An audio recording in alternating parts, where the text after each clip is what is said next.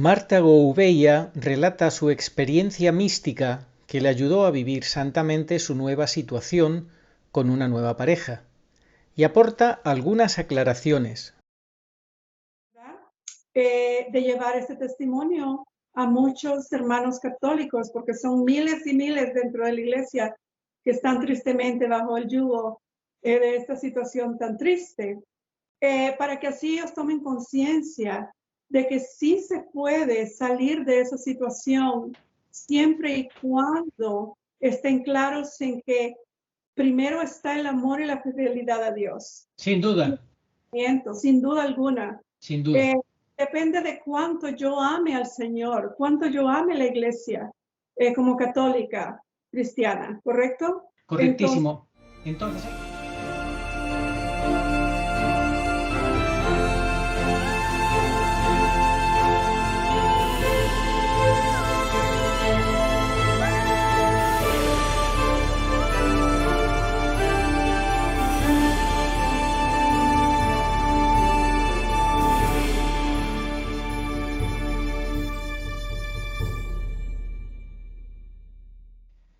muy buenas, saludos cordiales en Cristo y María, un programa más con temas interesantes y en esta ocasión nos vuelve a acompañar Marta Gouveia porque ella dio su testimonio que le cambió la vida, una experiencia que tuvo espiritual, ella entiende que mística y cierta, que le cambió la vida, que ya nos la contó, pero hoy quiere matizar algunas cosas, quiere abundar sobre el tema.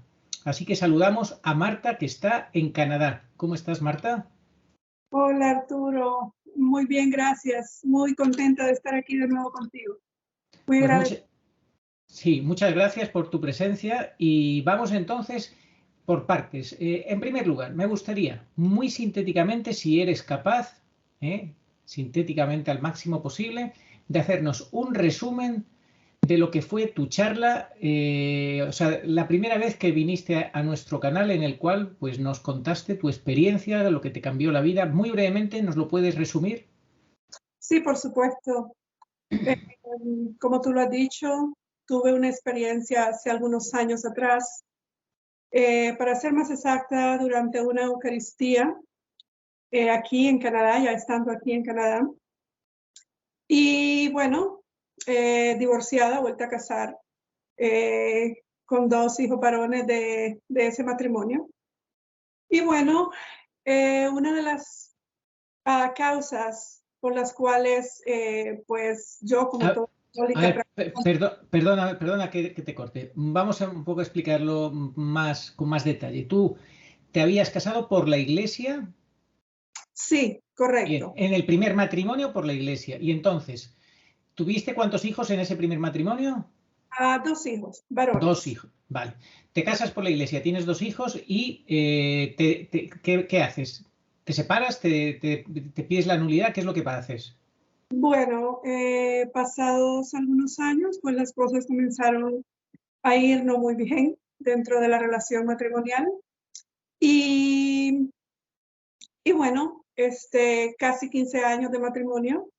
Entonces, pues, dadas las circunstancias, que sería muy largo de explicar aquí, tomé la decisión de separarme. Te separas Pues me separé legalmente.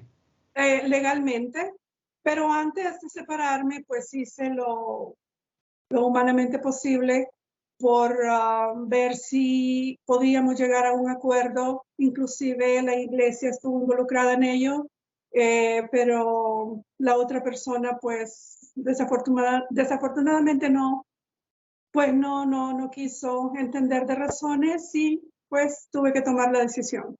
Ya. Entonces, tú te divorcias legalmente. Correcto. Vale. Y ahora te casas por lo civil con otro señor. Bien. Después del divorcio civil, conozco a la persona de la cual Sí, nació mi hija y me vengo a vivir a Canadá, porque él es canadiense. vale. Entonces, es por eso que estoy aquí en Toronto. Vale, comprendido, comprendido. Porque tú eres de Centroamérica, de Honduras. Sí, De Honduras. Es que no podemos hablar a la vez porque si no, no nos escuchamos. Bien, entonces tú te divorcias legalmente, conoces a este señor, te casas al final con él y te vas a ir a su país, a Canadá, y tienes una hija con él, por lo tanto tienes 3 hijos en total. En total, correcto. Perfecto. Sí. Y entonces ahora, ¿cuántos años llevas en esa relación cuando te ocurre lo que te ocurre ese día durante la misa? ¿Cuántos años llevabas en este segundo matrimonio? Bueno, imagínate, actualmente tenemos 19 años juntos, así que podría decirte que podrían ser unos 8 o 9 años cuando ocurrió. Bien, entonces, eso, estás en este segundo matrimonio de divorcio, 8 o 9 años, y de repente, un día en la misa pasa, ¿qué es lo que pasa? Eso es lo que quiero que me cuentes brevemente para no alargarnos mucho. ¿Y qué es lo que te dice el Señor que cambia tu vida? Correcto. Estando en la Santa Eucaristía, por lo general, siempre me ha gustado irme una media hora antes de la Santa Misa para prepararme espiritualmente, ponerme en presencia del Señor y hacer algunas oraciones. Ese día, pues todo cambió de momento. Cuando estando en oración, le decía al Señor, Señor, yo sé que tú me entiendes, yo sé que tú comprendes mi situación, yo sé que tú me amas y yo confío en tu infinita misericordia. Mi tristeza es no poder recibirte, por lo que te pregunto que vengas a mi corazón espiritualmente, pero mi deseo es recibirte sacramentalmente, y esa es mi mayor tristeza. Y eso fue todo lo que yo le decía al Señor en mis oraciones. Entonces, en ese momento escucho una voz femenina, ¿verdad? Y me dice, hoy va a ser un día de aprendizaje, presta atención y haz todo lo que Él te diga. En ese momento yo volteo porque creí que era alguien que me estaba hablando. Y pregunté y las personas que estaban atrás me dijeron, no, nosotros no le hemos hablado. Entonces me quedé tranquila y escuché de nuevo a la voz femenina. En ese momento comprendí que era la Santísima Virgen la que estaba hablando a mi alma. ¿En qué Eso idioma te hablaba? en español. Ok, porque es tu Español. idioma materno, sí. Correcto. Una situación mística que sería muy imposible de descifrar, pero yo sabía que era la Santísima Virgen. De acuerdo. Entonces, en ese momento, cuando veo hacia el altar mayor, todo se desaparece, completamente todo se desaparece. Únicamente puedo ver una luz brillante que casi cegaba mi vista, una luz, podría decirte, por describírtela, dorada, impresionante, y continuamente escuché una voz que salía del altar mayor y me decía, presta atención y escucha y confía en mí. Entonces empezó el Señor a mostrarme paso por paso todo lo que eran mis pecados desde la edad de 5 años, podría decirte.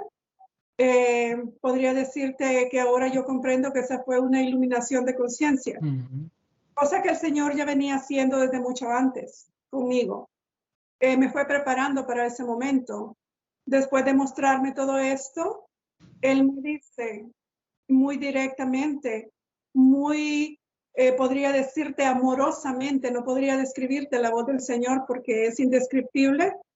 Me dice, he escuchado todas tus oraciones y bueno, ha llegado el momento de darte una respuesta.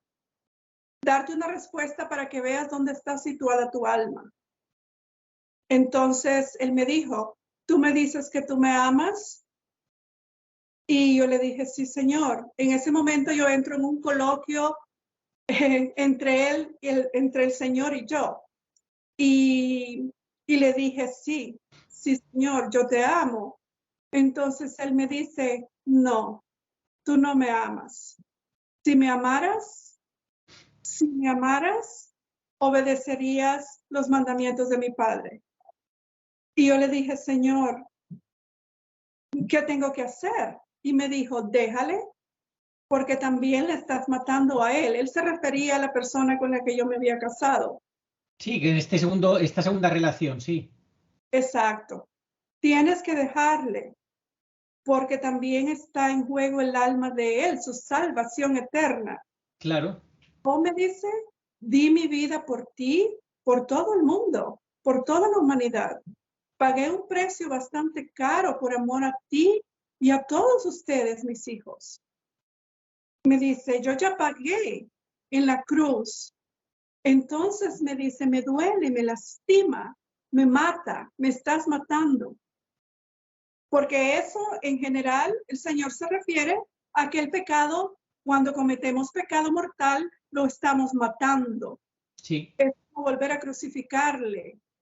Eso fue lo que yo comprendí. Y el dolor que inundó mi corazón en ese momento fue muy grande. No únicamente por lo que él me estaba mostrando, que ya era bastante, sino por el hecho de haberle ofendido tanto a un Dios tan bueno, tan amoroso, que no se merece esa ingratitud de parte de nosotros.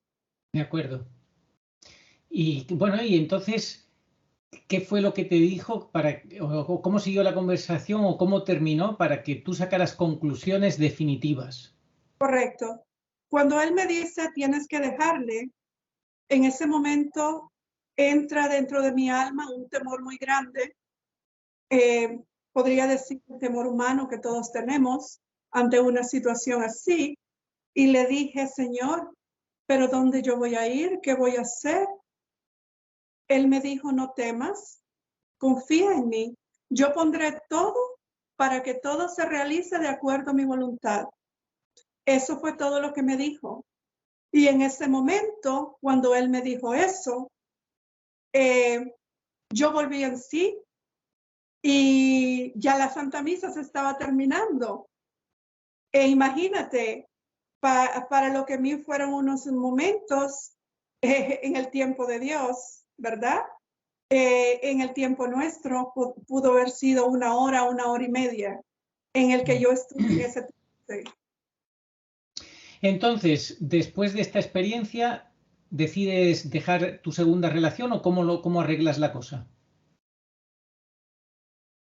Puedo decirte que según algunos sacerdotes que conocen de mi caso de conversión, ellos afirman que fue una conversión perfecta, porque en ese momento yo obtuve la gracia de la conversión de una manera especial. Muchísimos llegan a la conversión y se tarda mucho tiempo, es un proceso. Pero para otros la conversión es en cuestión de momentos, en un instante. Es lo que el sacerdote me explicó a mí, que era una gracia perfecta de Dios, por la contrición que yo sentí en ese momento, el dolor de los pecados, que es uno de los requisitos básicos para cuando uno va a la confesión, no al acto de penitencia. Entonces, seguido de esto, recuerdo que en ese momento yo estaba fuera de mí, no entendía totalmente lo que me había ocurrido. Llegué a casa y no dije absolutamente nada de lo que me había pasado. Lo meditaba en mi corazón y meditaba todo lo que pues había acontecido. Al día siguiente, como un acto, un impulso del Espíritu Santo, me animo a ir a la iglesia a buscar a un sacerdote. Y el sacerdote que me atendió, pues le dije que quería hablar con él y me dijo, ¿quieres confesarte? Y le dije, bueno, realmente no es una confesión, pero sí vengo a pedir consejo. Y entonces él me dijo, ya una vez que le expliqué mi situación, como divorciada, vuelta a casar, él me dijo, bueno, yo no te puedo confesar y mucho menos dar la comunión. A lo cual yo comprendí. Primero me dice, porque tú estás en una situación pública de adulterio. Y segundo, porque tienes que pasar por ciertos requisitos antes de volver a tomar los sacramentos. Eso ya va a estar a decisión y criterio tuyo. Me explicó que uno de los pasos para nosotros los católicos divorciados vueltos a casar, para volver a recibir los santos sacramentos, es o divorciarte de la persona con la que te casaste. Segundo, iniciar un proceso de nulidad dentro de la iglesia, un proceso que podía durar años de acuerdo a la situación. Y tercero, vivir en fraternidad con esa persona en total castidad, precisamente porque la iglesia es madre y porque hay unos hijos de por medio, la iglesia lo permite. Pero siempre y cuando bajo la tutela de la iglesia, ¿verdad? Y sin motivo a dar escándalo. Ya. Bueno, y entonces al final, ¿qué es lo que pasó? ¿Qué es lo que has hecho? ¿Cómo vives actualmente? Vamos ya al presente para no alargarnos mucho. Correcto. Sí. Regresé a casa, porque yo creo que esto es importante decirlo. Regresé a casa y hablé con el papá de mi hija. Y le expliqué la situación, lo que me había ocurrido en la iglesia, la experiencia mística que yo había tenido. Entonces, para mi sorpresa, yo creía que él pues me iba a decir, bueno, vamos a divorciarnos porque pues yo no puedo estar en esa situación. Ese fue mi pensamiento, ¿no? Pero realmente ahí es donde entra la confianza en el Señor y la promesa del Señor. Esa promesa que Él me hizo en ese primer encuentro de conversión. Confía en mí, fíjate de mí. Y ahí fue cuando Él me dijo, bueno, vamos a embarcarnos los dos en este camino y si el Señor así lo quiere, pues así se hará. Él ya nos va a ir guiando y nos va a ir dando las pautas para ver cuál será el próximo paso. Sí. Lo primero que hicimos, Arturo, fue separación de cuerpos. Lo primero, sí. Bueno, pero tú entonces, ¿a partir de qué momento entiendes que tú estabas viviendo en adulterio porque el divorciarse, pues eso de un matrimonio católico no era suficiente? O sea, en ese momento de la experiencia mística, pero tú de alguna forma tú tampoco comulgabas, o sea, tú sabías, como tú no comulgabas, tú sabías que estabas en una situación de pecado realmente antes de tener esa experiencia. Correcto, correcto. Entonces, ¿qué te añadió? ¿Qué te añadió de nuevo? Si tú todo eso lo sabías. Realmente, aunque sabía todo eso, yo creo que las personas los católicos que nos divorciamos y nos volvemos a casar, tenemos una falsa imagen de lo que es la misericordia de Dios. Porque la misericordia de Dios es infinita, Arturo, es infinita. Pero también, junto a la misericordia, va la justicia divina, la justicia de Dios, como un acto de amor hacia nosotros. Entonces, yo creía que yo tenía el derecho de ser feliz, de volver a rehacer mi vida, porque no, sí. Me quise dar oportunidad. Es todo lo que los divorciados vueltos a casar pensamos. Sí, claro, pero si luego sabes que no puedes comulgar, tu conciencia tenía claro que no podías comulgar, sabías que estabas en una contradicción. Exacto. Y entonces por eso le pedías al Señor y el Señor pues te respondió a tus oraciones y te dijo, hija mía, si tú lo sabes, no te autoengañes, que no me estás amando, no te autoengañes, sé coherente. Exactamente, por eso te digo que fue un acto de misericordia infinita del Señor hacia mí. Y por intercesión de la Santísima Virgen. Sí, pero porque vio honestidad en tu actitud. Podría decirse que sí. Una de las cosas importantes para obtener la conversión en cualquier situación de pecado mortal o que uno viva, sí. Es pedirla. Sí. Es pedirla con un corazón sincero, sencillo y contrito. Así de sencillo y así de claro y de real. Bien, entonces la cosa es que tú ya a partir de ahí inicias un camino nuevo con tu segunda pareja, vivís como hermanos desde entonces, ¿correcto? Sí. Correcto. Y entonces hay un momento en el cual como que tú sientes una responsabilidad de compartir con las personas, hacer una evangelización, un apostolado de esta experiencia tuya para tratar de ayudar a otras parejas para que no se autoengañen. ¿Es correcto? Correcto. Eso es muy correcto. Porque yo creo que la gracia de la conversión que el Señor me concedió no únicamente vale para mí, ¿verdad? Como bautizada católica, pero sí vale para todos. Y yo pienso que el Señor ha escrito en renglones torcidos en mi vida. Y ahora es mi responsabilidad y como una fuente de agradecimiento, porque estoy muy agradecida con el Señor y con la Santísima Madre, ¿verdad?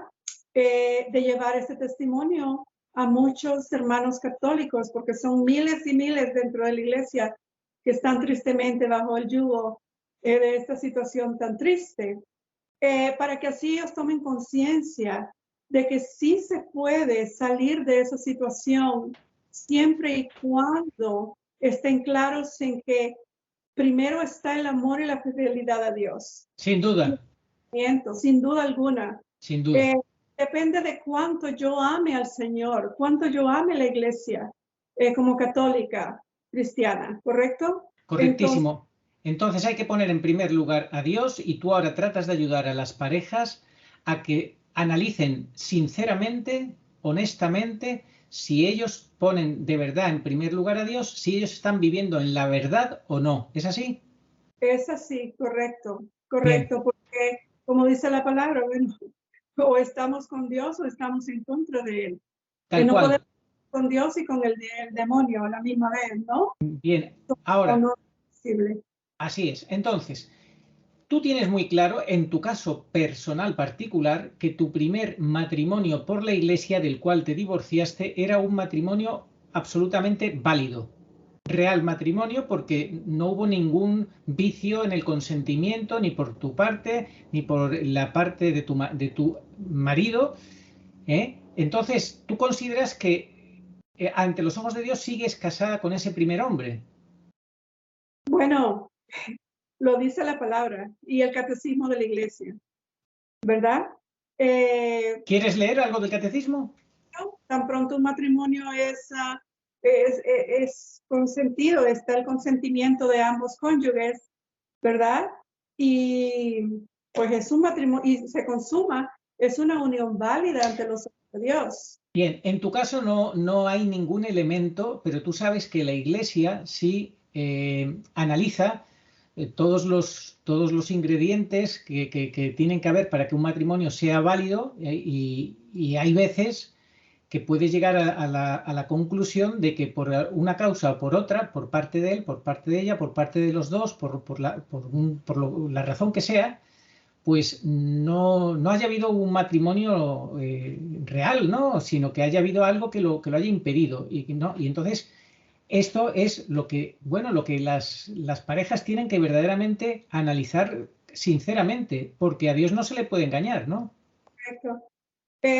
En mi caso personal, sí hubieron atenuantes válidas de peso para iniciar un proceso de nulidad. Sería muy largo explicarlo en este momento. Pero por lo ocurrido, podría decirte que mi matrimonio no fue una unión válida, ¿correcto? Por los atenuantes que hay, que existen, ¿correcto? Entonces, no termino de entender bien cómo lo has explicado. O sea, tu primer matrimonio fue válido completamente, ¿sí o no? Sí. fue válido porque estuvimos de acuerdo ambas partes y se consumó. O sea que ante los ojos de Dios es una unión válida. ¿Y sabíais los dos lo que estabais haciendo, lo que significaba casarse por la iglesia? ¿Teníais madurez suficiente? Sí, sí. Pero por las atenuantes que ocurrieron después, yo pude haber iniciado con los años y después de todo lo que pasó, un proceso de nulidad, ¿correcto? Y aquí es donde entra la decisión de cada persona, de cada caso. Depende de uno, si uno quiere pues llevar una vida viviendo en castidad y en fraternidad con la persona con la que se casó uno, o puedes iniciar el proceso de nulidad, porque dentro del magisterio de la Iglesia es el único, son los únicos que pueden dictaminar si hubo o no validez. Exacto, exacto, exacto. Entonces, muchas cosas que realmente, si se prueban ante la corte eclesiástica, pueden invalidar esa unión, ese matrimonio. Pero, ojo, ante los ojos de Dios, siempre serán marido y mujer. Bueno, no, pero eso cuidado con eso, porque si el tribunal y la pareja actúan debidamente, pues el Señor dijo, lo que ates en la tierra quedará todo en el cielo. Si el tribunal decide que no hubo realmente matrimonio, nunca hubo matrimonio, pues porque nosotros, Dios ha cedido. Ahora, si actúa mal, alguno es un corrupto, lo que sea, eso ya en cada caso lo juzgará Dios, obviamente. Estamos hablando de que actúen todas las partes honestamente. Correcto. Lo que sí yo te puedo decir es que leyendo el Catecismo de la Iglesia, investigando también por personas teólogos y personas que realmente saben acerca de lo que es abogados canónicos también, sí, que saben acerca de este caso, divorciados vueltos a casar.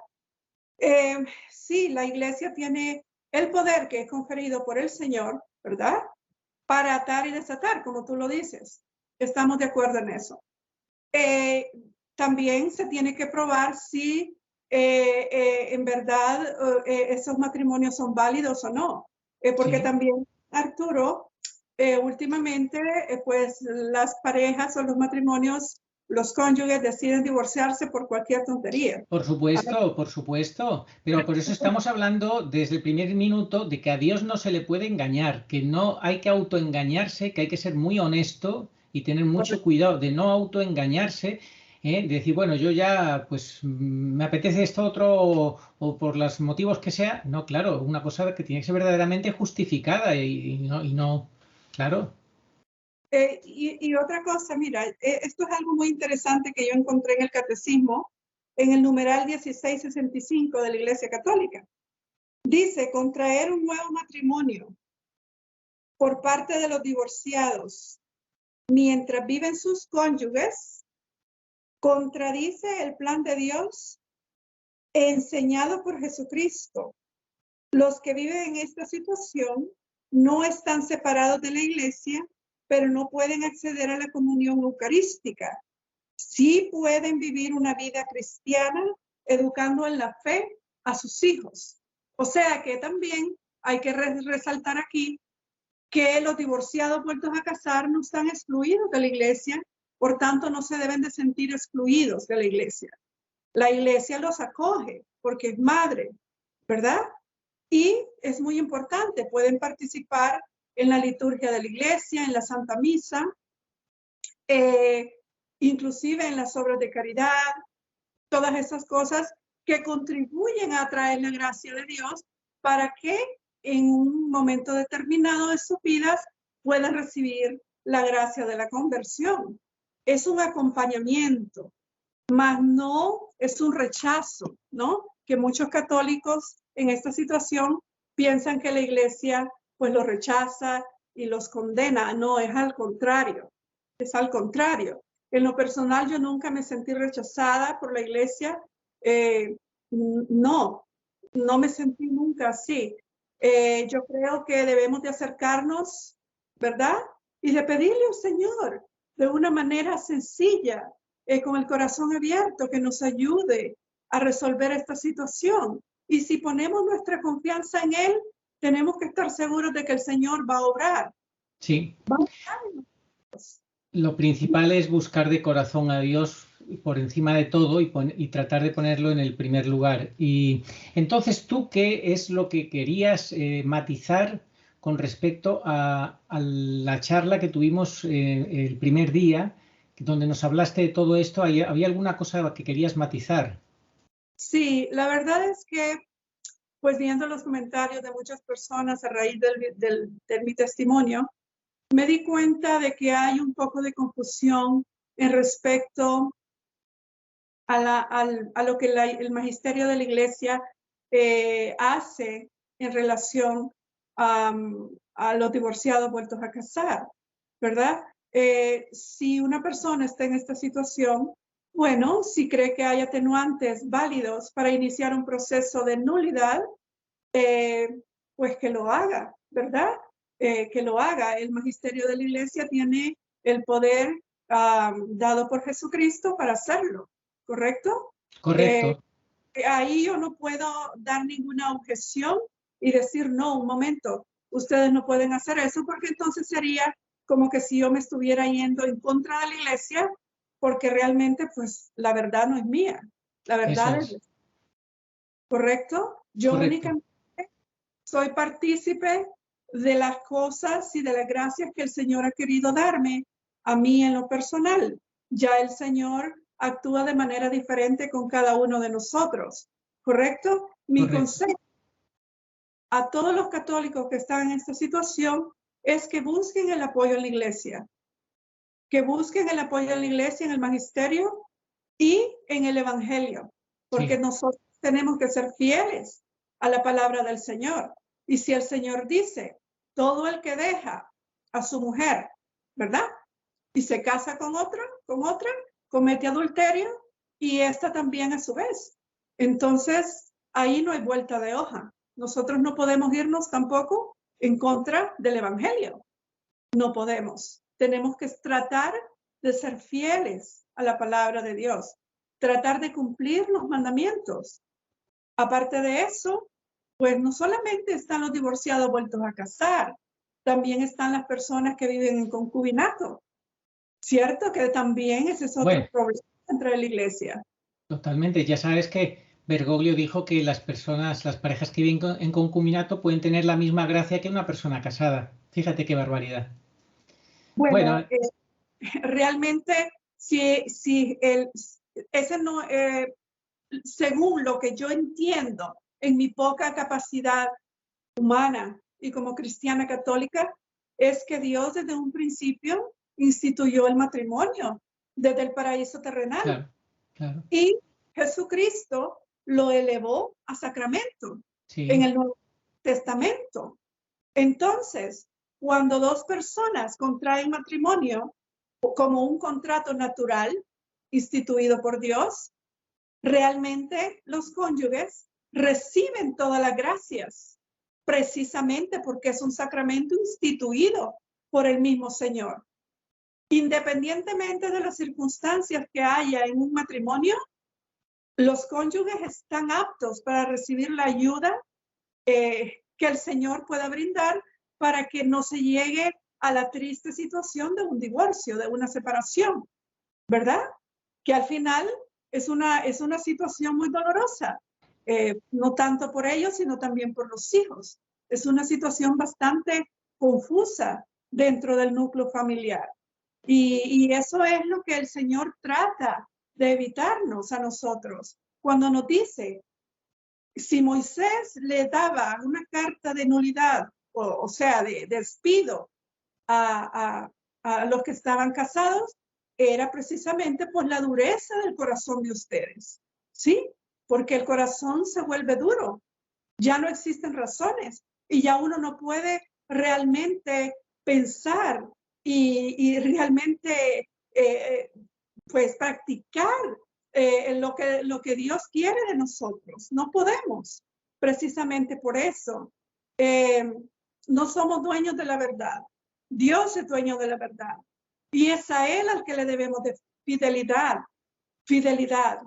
Y podemos estar seguros, como yo, en mi propio testimonio, de que cuando uno se fía del Señor y pone su confianza en Él va poniendo las pautas para que todo se resuelva de la mejor manera para el bien de nuestras almas, porque al final, Arturo, lo importante es pensar en la eternidad de cada uno de nosotros.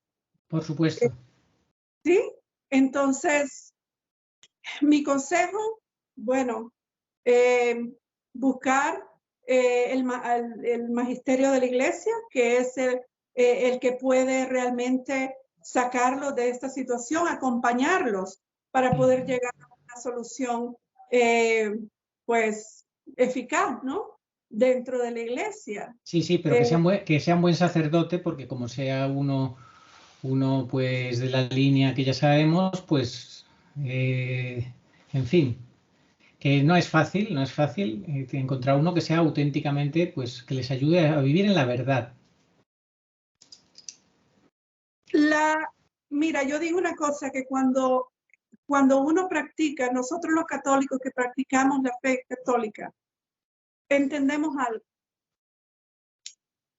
Y no podemos descuidar en ningún momento cosas importantes como la oración, la Santa Misa, ¿verdad?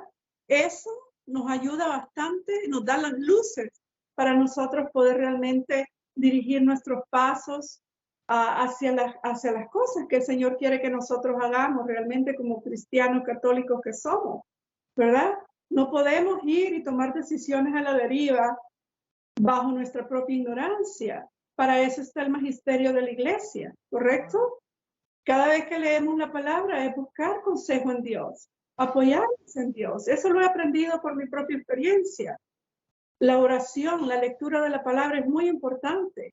Es muy importante porque en ella está toda la verdad ya desvelada. No tenemos que buscar que si esto, que si aquello, que si fulanito dijo, sotanita dijo. No, ya el Señor nos ha dicho claramente cuál es su voluntad y lo que espera de nosotros. Entonces, y el magisterio de la iglesia, por supuesto, depende de nosotros elegir.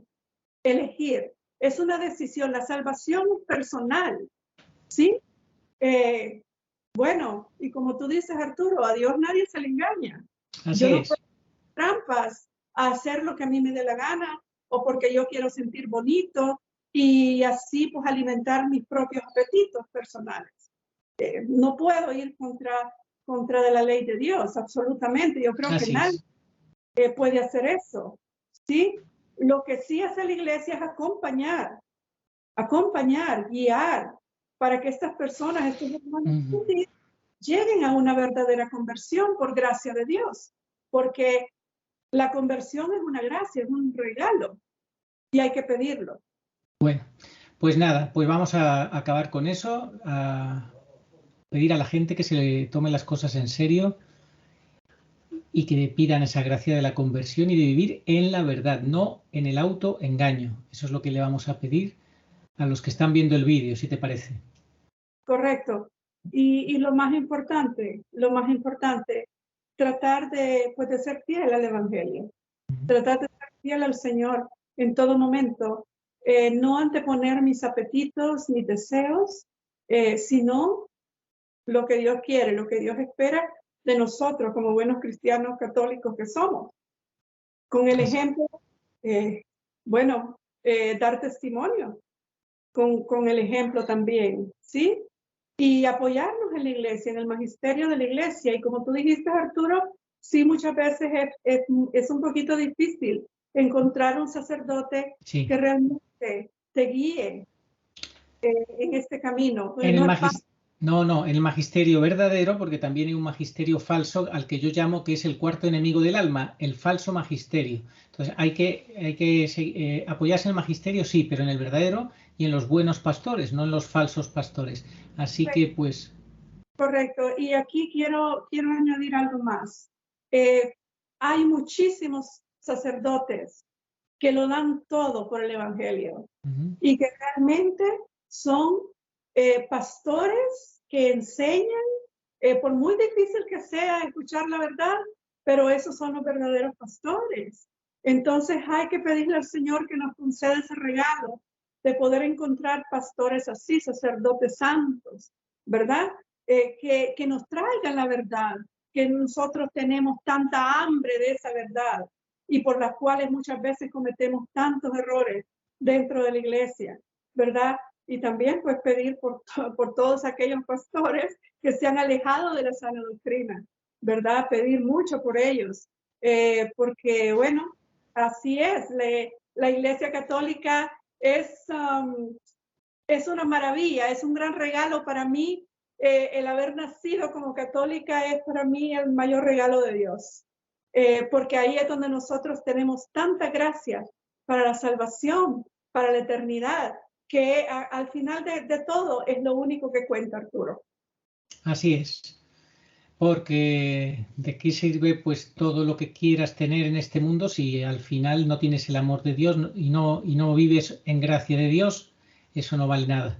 Bueno, pues muchas gracias por estas precisiones, estos matices que querías dar a tu testimonio, y ya un último mensaje que quieras dar para terminar y despedir. Sí, hay algo que se me vino a la mente ahorita que no puedo dejar pasar porque creo que es importante. Hay muchos hermanos católicos que están en un proceso de nulidad, pero que están viviendo ya en una relación pues que no es legítima. Entonces a estos hermanos también les hago un llamado. Una de las cosas que es muy importante es que tan pronto uno reconoce que está en pecado mortal, bajo adulterio declarado y público dentro de la iglesia, es la separación de cuerpos, ¿correcto? Así se inicia una nulidad. Lo más importante es cortar con cualquier relación que se tenga en ese momento. ¿Sí? Es muy importante. Y si te digo esto, Arturo, es porque lo veo en muchas personas, en muchos hermanos católicos que ya están viviendo con otra persona y tienen un proceso de nulidad. Sí. Y eso no es así. Hay que esperar, cada cosa a su tiempo, ¿verdad? Cada cosa a su tiempo, correcto.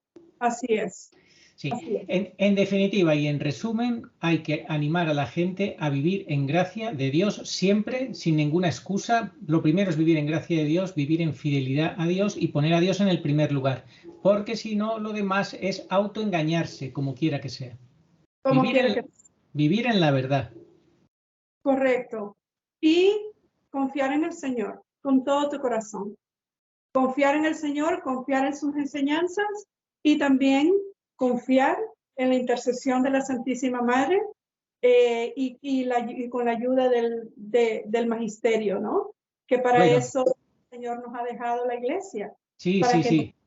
nos guíe y nos instruya y pues ilumine, ¿no? El problema está que tú no lo estás diciendo, pues lo tengo que decir yo, que estamos ante una iglesia falsa que está dominando la iglesia católica y que es muy peligroso. Que dentro de ella todavía hay sacerdotes, bueno, sí, pero hay que tener cuidado con en qué manos se pone uno, porque la situación no es una situación normal, es una situación de gran confusión, de gran apostasía, de una Amoris Laetitia que está aprobado y que va en contra del magisterio anterior, etcétera, etcétera. Entonces, tú parece que estás hablando, pero como si estuviéramos en los años 80. No, estamos en que hay que saber interpretar todo esto y encajar en la realidad que nos ha tocado vivir. Es lo que yo quiero decir. Correcto. Y yo te agradezco, bueno, que lo digas, ¿verdad? Quizá tú, Arturo, tienes más, un mayor entendimiento de lo que es todo eso. Yo únicamente, humildemente, pues simplemente trato de llevar mi testimonio de lo que he recibido del Señor, ¿no? Quizás en ese tipo de cosas todavía no estoy muy entendida. Sería muy irresponsable de mi parte hablar de cosas que todavía no comprendo, que todavía no sé, pero tú en lo personal, pues las conoces, puedes decir, yo únicamente puedo hablar de lo que el Señor me ha mostrado, ¿verdad? Pues a mí lo que me ha mostrado es que tenemos a Amoris Laetitia, que va en contra del magisterio de Juan Pablo II, y que ya hubo 4 cardenales que hicieron unas preguntas a Bergoglio sobre el tema, que les ignoró, les despreció, no les contestó, y que entonces hubo unos obispos argentinos que dieron unas interpretaciones a Amoris Laetitia, que son interpretaciones que van totalmente en contra del magisterio anterior, y sin embargo Bergoglio oficialmente ha dicho que esas interpretaciones son correctas. Por tanto, Bergoglio ha declarado públicamente, oficialmente, que se separa de todo el magisterio anterior y que él crea una iglesia nueva, diferente, en la cual pues se puede comulgar en segunda, sin tener esto resuelto el tema de la nulidad ni nada de eso. Entonces, bueno, en fin, es un tema que no es para ahora, pero que Es ya un te digo tema, que hay que tener mucho cuidado, que la gente tiene que tener cuidado para no ponerse en manos de gente que no te ayude a vivir en la verdad, sino que te permita vivir en el pecado y en la mentira, que es lo que hoy en día están promoviendo. exactamente, exactamente. O sea, en lo personal y en mi experiencia, ¿verdad? Sí me he apoyado en la verdad de Cristo, en lo que Él me mostró. Y sí he tratado de buscar una guía pastoral adecuada que no vaya en contra, ¿verdad? Que no vaya en contra de los evangelios del Señor. Eso es Sí, otra cosa que tenemos que también, como tú dices, sí. tener cuidado. Claro, Eh, hay que encontrar sacerdotes que te ayuden a vivir en la verdad, a que no te autoengañes. Y el problema está eso, que hoy en día tú te vas, como decía por ahí alguien, lo que no es pecado en un país es pecado en otro, y lo que no, porque la iglesia la están protestantizando a pasos ya agigantados, y por eso, pues, todos estos consejos que estamos dando de que hay que ir a ponerse en manos de sacerdotes y tal, pero que sean buenos y que no sea cualquiera. Eso es lo que no es fácil hoy en día. En no fin, es fácil, no es fácil, pero el Señor siempre provee, siempre provee. Si hay algo que yo he experimentado, Arturo, es que en la divina providencia, cuando sí, uno se acerca al Señor con un corazón sencillo, claro, pero Él, por eso estamos insistiendo que tienen que ser muy sinceros, sencillos, honestos, amar la verdad, buscar la verdad, no autoengañarse. Si van con esa actitud, el Señor te ayudará. ¿Eh? Claro que sí, por supuesto. amén. Entonces eso es pues, mi, lo que puedo decir, ¿no? Hacerle llegar a todos. Yo realmente no soy dueña de la verdad, ya lo dije, ni trato de confundir a nadie con mi testimonio. Realmente yo he dado mi testimonio de acuerdo a lo que yo vi y a lo que yo escuché. Y, y bueno, quizás para muchos es un poquito incomprensible, pero ¿quién puede explicar las cosas de Dios? Yo creo que no se puede. Las cosas, las experiencias con el Señor, cuando Él te las da, es imposible de matizarlas. No, pero es que para los que realmente se hayan casado por primera vez de verdad por la iglesia y estén casados, como era tu caso, pues tu testimonio es totalmente válido para ellos. Para quien no es totalmente válido, totalmente quiero decir, para aquellos para los que realmente tengan un matrimonio nulo, nunca hayan estado casados, solo en apariencia. Entonces, claro, no es comparable a tu caso porque si ellos realmente, honestamente, y la iglesia llega a esa conclusión que nunca han estado casados, pues claro, no es exactamente comparable a tu caso. Pero lo que sí es comparable es que siempre tenemos que vivir o procurar vivir en gracia de Dios y en la verdad, eso sí. Correcto. Bueno, yo creo, por lo que a mí me sucedió, ¿verdad? En mi experiencia, es que yo pude haber iniciado un proceso de nulidad. Sin embargo, tomé la decisión como Bueno, papá de mi hija de no hacerlo. De no sí, hacerlo. Realmente esa es decisión de cada persona. exacto, pero eso por eso es lo que decimos, eso ya cada uno honestamente tiene que, con su conciencia y sin engañarse, y poniendo siempre a Dios en el primer lugar, siempre a Dios en el primer lugar, actuar. Señor, esta es tu voluntad, que yo abra este proceso, ¿es tu voluntad o no? Y si sientes que Dios te pide que lo hagas, te dices, y Señor, pues que se haga, que salga solamente el veredicto que tú quieras y que yo lo asuma para hacer tu voluntad. Es que así tiene que ser, no con otra, no egoístamente con eso no, porque entonces, claro, eso ya va mal en cualquier caso. Así es, sí, porque eso sería pues irte en contra de la voluntad de Dios, ¿no? Y de aquellos a los cuales se les ha conferido el poder, como ya tú decías, de atar y desatar, ¿no? Entonces, todo va dentro de lo que el Señor quiere y te está pidiendo a ti Así personalmente, es. ¿no? En mi caso, pues yo no lo hice y, y bueno, eh, ya por razones que el Señor me ha dado a conocer a mí, y entonces, pero no, eso no significa que pues mis circunstancias valen para los demás. Cada Exacto. caso es diferente, ¿correcto?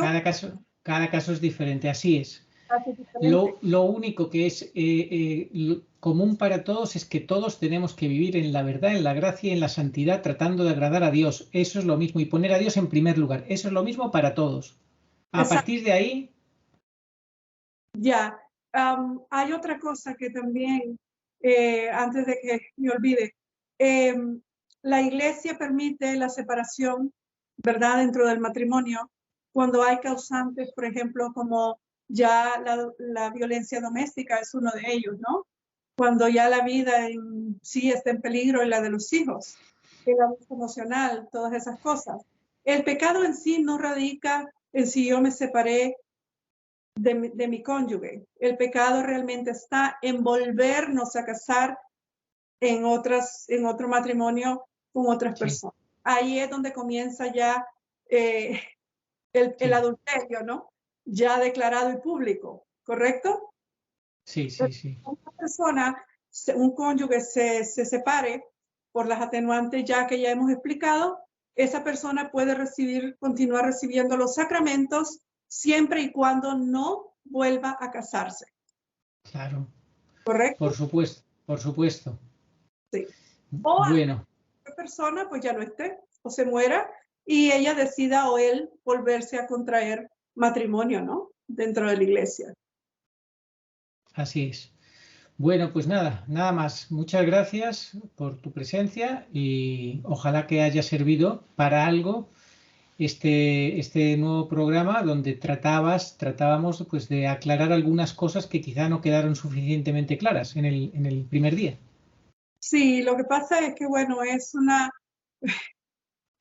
tema bastante extenso, lo de mi conversión, como al igual de muchas conversiones y sobre este mismo punto, es bastante extenso. Entonces el tiempo muchas veces no da como para explicar detalle por detalle tanto las cosas que están con el magisterio de la iglesia como la experiencia propia, ¿no? Entonces, y a la luz del evangelio, por supuesto, ¿no? Todo eso tiene que ir junto, no podemos. Todo lo que hagamos tiene que ser bajo la luz del evangelio, de las enseñanzas de nuestro Sí. Señor, ¿verdad? Y a ser posible con un buen director espiritual. Correctamente. Eso es algo que también es importantísimo en toda persona que esté bajo esta situación, ¿no? Importante tener un buen director espiritual, porque esa es la guía que nos va a ir dando las pautas para caminar, porque no es fácil caminar en conversión, es una lucha constante Sí, de los días, ¿no? Por nosotros mismos no podemos, únicamente con la gracia de Dios podemos caminar en conversión y podernos, como digo yo, dar esa fidelidad al Señor que todos le debemos, ¿no? Sin la gracia es imposible, por nosotros mismos no podemos. así es. Estamos Bueno, pues muchas gracias y que Dios te bendiga. Y terminamos con la oración a Nuestra Señora de todos los pueblos. Señor Jesucristo, Hijo del Padre, manda ahora tu Espíritu sobre la tierra. Haz que el Espíritu Santo habite en el corazón de todos los pueblos para que sean preservados de la corrupción, de las calamidades y de la guerra. Que la Señora de todos los pueblos, que un día era María, sea nuestra abogada. Amén. Oh María, sin pecado concebida, rogad por nosotros que recurrimos a vos. Amén. Amén. Bueno, pues Marta, que Dios te bendiga mucho. Gracias. Gracias, Arturo, por esta oportunidad. Esperemos que, pues, con lo poquito que he explicado, pues, haya un poquito más de luz, ¿no? Esperemos que sí, ojalá que sí. Esperemos que sí. Bueno, que Dios te bendiga, Arturo. Igualmente. Ok. Al que me reconozca ante los hombres, yo lo reconoceré delante de mi Padre que está en los cielos. Y al que me niegue ante los hombres, yo también lo negaré delante de mi Padre que está en los cielos. Evangelio según San Mateo, capítulo 10, versículos 32 al 33.